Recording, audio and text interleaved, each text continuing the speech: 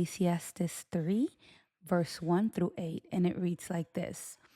For everything there is an appointed time for every activity on earth, a time to be born, a time to die, time to plant, time to uproot what was planted, time to kill, time to heal, time to break down, time to build up, time to weep and to laugh, time to mourn and to dance, time to throw away stones, time to gather stones, time to embrace, time to refrain from embracing, time to search, time to give something up as lost, time to keep, time to throw away, time to reap, time to sow, time to be silent, time to speak, time to love, time to hate, time for war, and time for peace.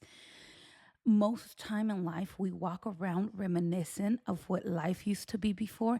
Maybe we used to have a different structure in life. Maybe we had this one job once upon a time, or maybe we had our family together once upon a time, or maybe we were in seasons of life with which we want to get back to. But I love how this passage right here, and me, I apply this to my routine. There's times where my routine has been so perfect because life was different. And now I have to adjust and I have to change things. And it feels like I feel guilty. Like, why can't I go back to how it was? But I love how my pastor once told me, like, it's like the photosynthesis of a plant. You know, when with daylight, it absorbs the light, and in nighttime is when plants grow. Not when sunlight is directly hitting them; it's when the darkness falls. So this can apply to either our physical life or our spiritual life. A lot of times we can be reminiscent on years before how I was so connected with God and I was walking so closely with him, and right now I don't feel the same way. It's not always, life is not always going to be plain. It's valleys and mountains. It's always going to be up and down, and we have to learn to adjust.